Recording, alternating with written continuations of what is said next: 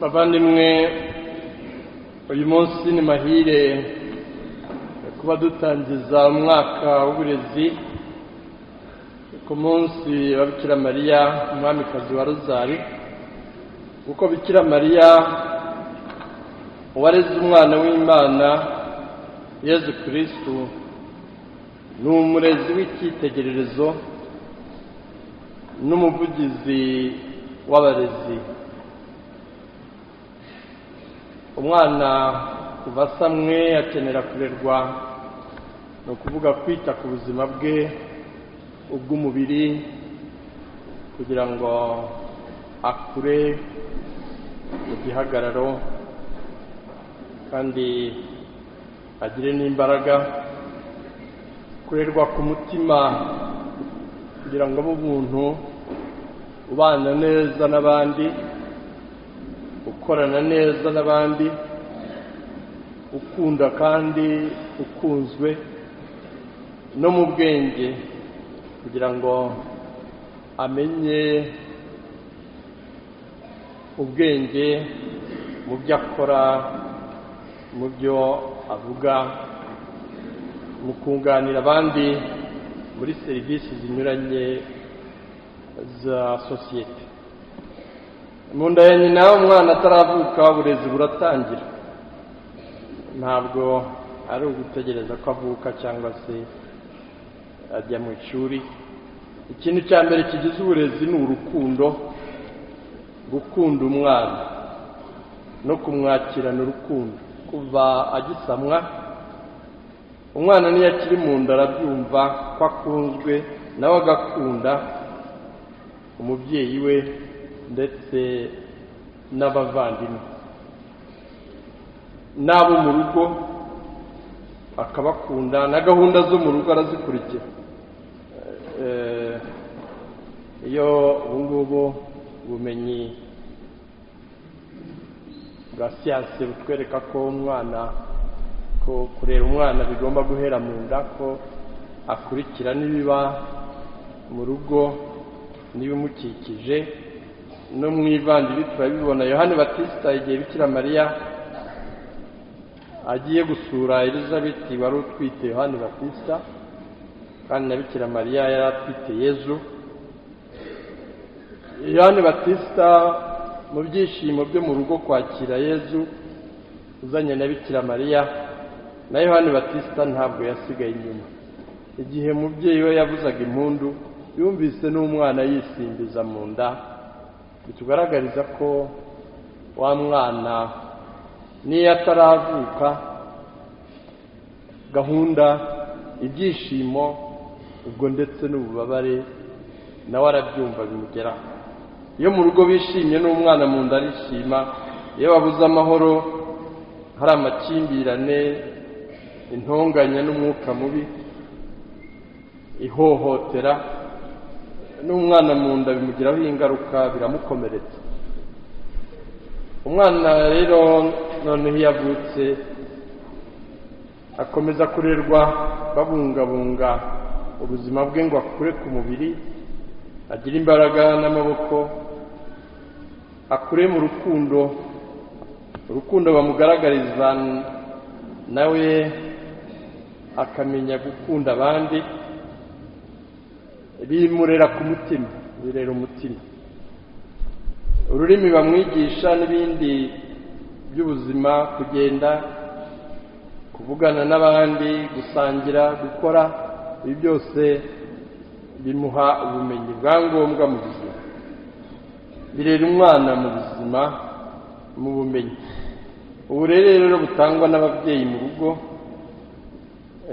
bugera ahantu ababyeyi bikabarenga, kuko umwana atangira gukenera ubumenyi busumbye ubushobozi bw'ababyeyi, busumbye ubumenyi bw'ababyeyi. Umwana atangira kukubaza ibibazo udashobora gusubiza. Bigatuma rero muri sosiyete abantu bishyira hamwe, ababyeyi mu bumenyi n'ubushobozi bafite bunyuranye bakishyira hamwe mu kugabana imirimo. Umubyeyi ufite ubumenyi akaba mwarimu, kandi niyo yaba mwarimu ntabwo ashobora kwirerera no kwigishiriza umwana kuko ntabwo yamenya amasomo yose.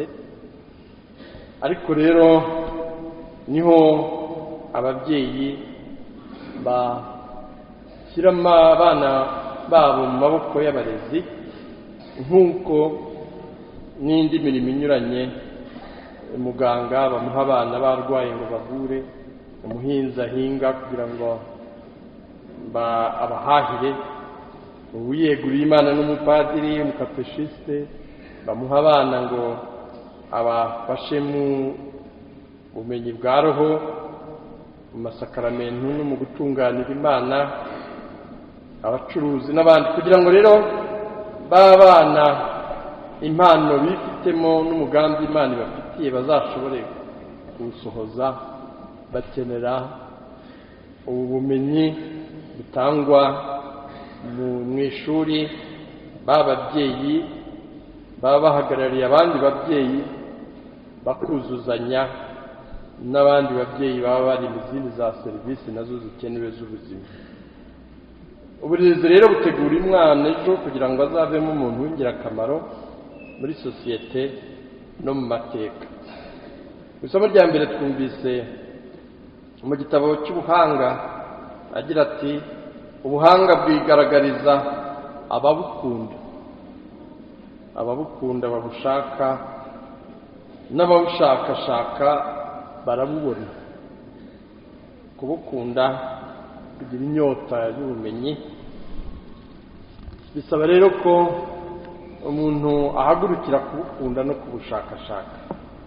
Muri kamere muntu ubundi umuntu agira inyota yo kumenya, amatsiko yo kumenya ukuri kw'ibintu no gushaka ukuri kw'ibintu,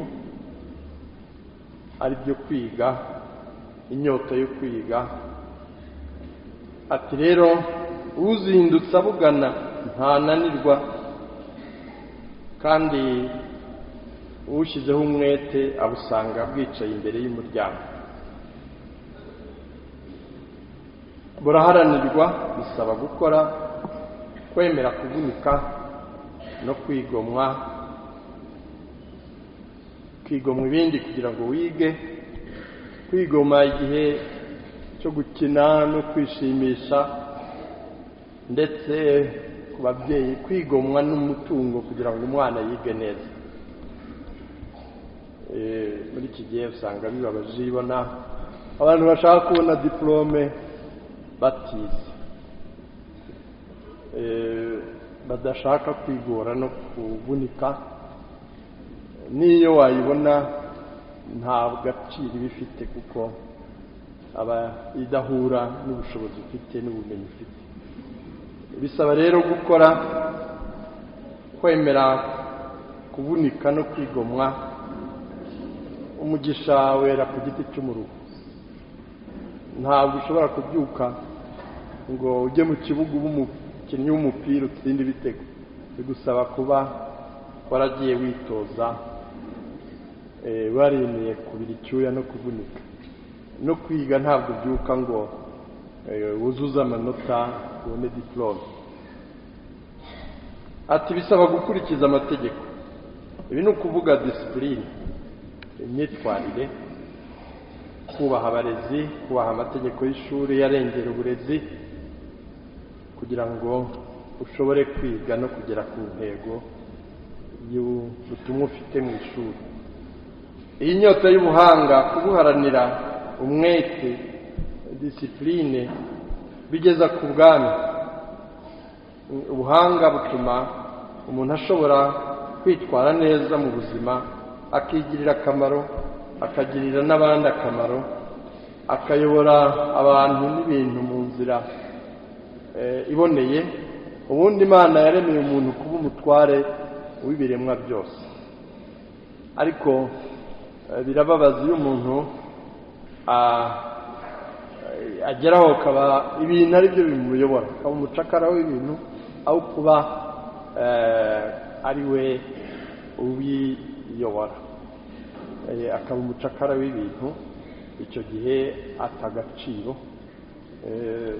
Mu cyongereza bavuga ngo God made man and man made money and money made man mad.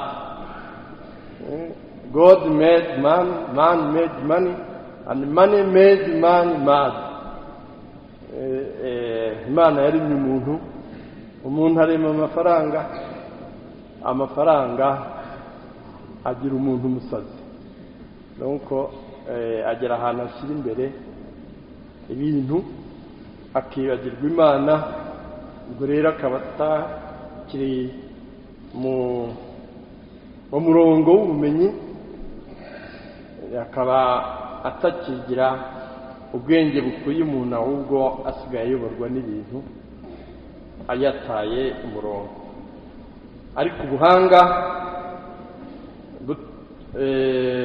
inyota y'ubuhanga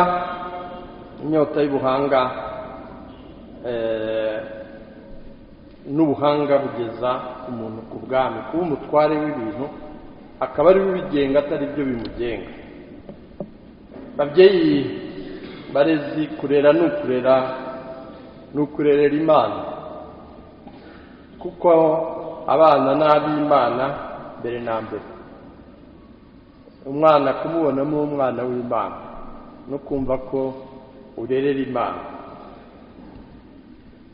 ndetse n'umubyeyi umwana wibyariye uba umukesha Imana. Umunyarwanda yita umwana we mukesha Imana. N'umubyeyi mbere na mbere umwana agomba kumubona nk'umwana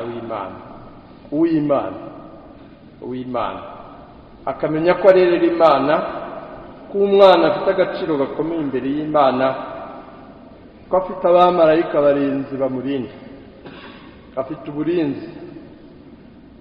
Niyo mpamvu usanga bibabaje gusuzugura umwana, noneho rero kumuhohotera, kuko dusigaye dufite sosiyete n'abantu bagenda bata indangagaciro kugeza n'aho kurengera umwana bamwangiza, bamuhohotera. Ibi akaba ari amahano rero, ku buryo dusabwa babyeyi, barezi, abantu bakuru bose dusaba kurengera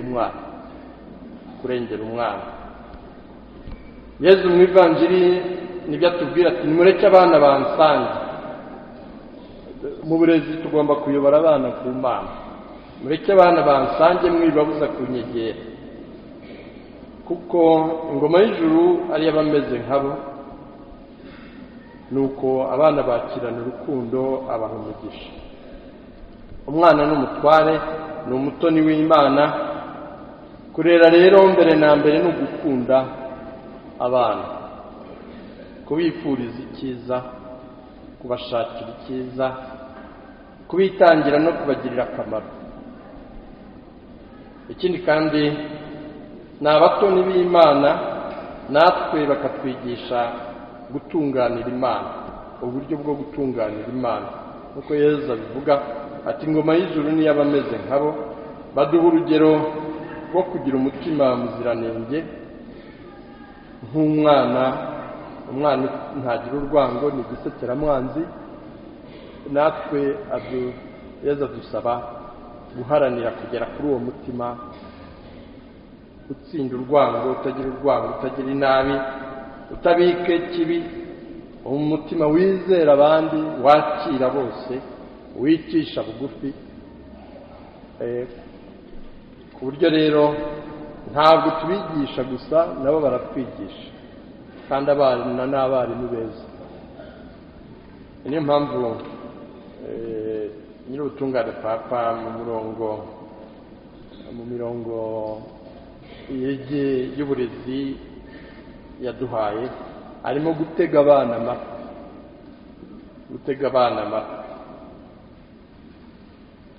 kugira ngo tugire uburere bufite ireme. Pawulo mutagatifu aratubwira ati, ahereye ku bana, mwubahe ababyeyi banyu. n'umurezi ni umubyeyi wawe, aba ari mu kigwi cy'umubyeyi wawe. Wa mubyeyi uvuga ati hari ubumenyi cyangwa se mu nshingano ufite ntabwo nabona uko nirerera, reka abana bashyire mu maboko y'undi mubyeyi umpagarariye ari we murezi, umwarimu. Abana rero mukunde ababyeyi, mukunde abarezi muri Nyagasani, nibyo bizabahesha umugisha. Kubaha ababyeyi ni ukubaha Imana yabaguhaye, yafatanyije nabo kuguha ubuzima, ndetse ikomeza gufatanya nabo kubungabunga ubuzima bwawe no kubukuza. Ababyeyi namwe muhamagarirwa gukunda abana no kubagirira impuhwe. Uretse wenda uburwayi, ariko hari sosiyete yacu iragenda ita agaciro ku buryo iyo ubona ubuyobozi n'umutekano bagomba kugeraho baza kurengera umwana, umubyeyi we ari we uri mu kumugirira nabi, usanga bibabaje. Uretse umuntu w'umurwayi, ariko kugira ngo ab'umutekano, ubuyobozi bwa leta aribwo buza bigeraho bugomba kuza kurengera umwana, ni ibintu biba bibabaje. Ariyo mpamvu rero iz'indangagaciro ku babyeyi zigomba kugaruka: gukunda umwana, ukamurerana urukundo urerera Imana, kubagirira impuhwe, kubihanganira. Abana baba bafite ubumenyi buciriritse uko bagenda bakura, hari byinshi baba bakeneye, baba bataramenya, ari umubyeyi ugomba kubaba hafi. Bigasaba rero ukwihangana, kubumva no kubagirira impuhwe. Na Yezu batubwira uko yaje kubura, ariko nk'isomo ku babyeyi, uko kwihangana bakamara iminsi 3 bakaza kumusanga mu ngoro.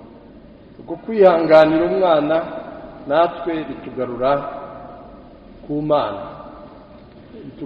Mana, bitwigisha n'ukuntu Imana natwe twihanganira muri byinshi. Hari byinshi tuyihemukiramo, ariko ikatwihanganira. Iyo umwana rero akugoye, nawe ujye uzirikana ukuntu ugora abakuyobora, cyane cyane Imana. Umwana rero ni impano y'Imana, abana n'ab'Imana, kandi tuba tugomba guhora mu burezi tubahuza n'Imana. Ibi bireba n'inzego zinyuranye rero, kuko niho anavuga kubaha ubuyobozi, kubaha shobuja, no kubaha umenya ko dusangiye databuja twese ariyo Mana, duhurira twese ku buyobozi bw'Imana. Mu burezi rero birafasha iyo umwana ahawe uburezi bwiza bwubaha ababyeyi. Kubaha ababyeyi bimutegura no kubaha ubuyobozi mu mibanire n'imikoranire n'abandi. Ati ntimugakorere ijisho, mukorere Nyagasani atari abantu. Umwana warezwe neza ni nawe wubaha ubuyobozi, yubaha ubuyobozi ari uyobora, akamenya kuyobora no kubaha abayobora no kubafasha no kubayobora neza. N'iyo ayobowe ari afite ubuyobozi bumuyobora, ari ubwubaha agafatanya nabwo kugira ngo inshingano afite muri sosiyete zishobore kubahirizwa. Ni niwe rero inkingi ikomeye muri sosiyete. Bavandimwe rero, dusabe umubyeyi Bikira Mariya adufashe kandi aduherekeze muri uyu mwaka dushaka gushyira imbaraga mu gutanga uburezi bufite ireme n'uburere butegura abana bacu kuzaba abantu b'ingirakamaro aho kutubera ikibazo muri sosiyete bakaba igisubizo. Nyagasani Yezu nabane namwe.